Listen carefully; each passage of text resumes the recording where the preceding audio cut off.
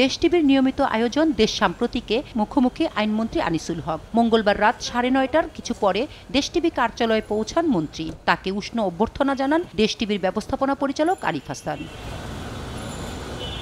মন্ত্রী দেশ টিভি কার্যালয় ঘুরে দেখেন।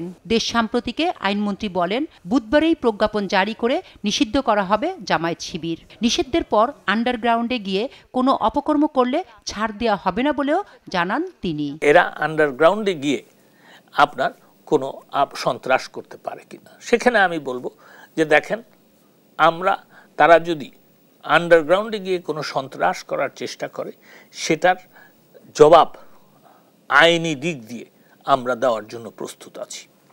তারা যদি আপনার জনগণের জানমালের ক্ষতি করে, আমরা অবশ্যই কঠোর হস্তে সেটা দমন করার জন্য প্রস্তুত আছি। এক্স মেয়র গাজীপুরের জাহাঙ্গীরের ক্ষতগুলি দেখানো হলো এবং আপনারা দেখেছেন যে যাত্রাবাড়িতে একজন পুলিশকে হত্যা করে তাকে ঝুলিয়ে রাখা হয়েছে। এই নৃশংসতা কিন্তু জামাত শিবির, বিএনপি আর ছাত্রদলই করতে পারে।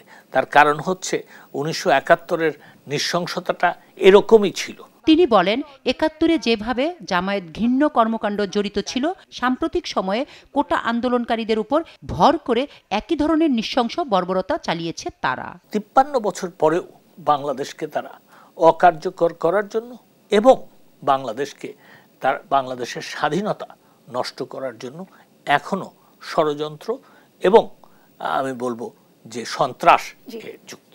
এ সময় মন্ত্রী বিচার বিভাগীয় তদন্ত কমিশনের নিরপেক্ষ তদন্তের স্বার্থে কোটা আন্দোলন ও ঘটে যাওয়া নৃশংসতার বিষয়ে মন্তব্য করা থেকে বিরত থাকেন। মন্ত্রী জানান, প্রধানমন্ত্রীর নেতৃত্বে দেশ যেভাবে এগিয়ে যাচ্ছে তাকে বাধাগ্রস্ত করতেই উন্নয়ন প্রকল্পে হামলা চালিয়েছে জামায়াত শিবির চক্র। বাংলাদেশকে নষ্ট করে দেওয়া। শামীমা আক্তার, দেশ টিভি।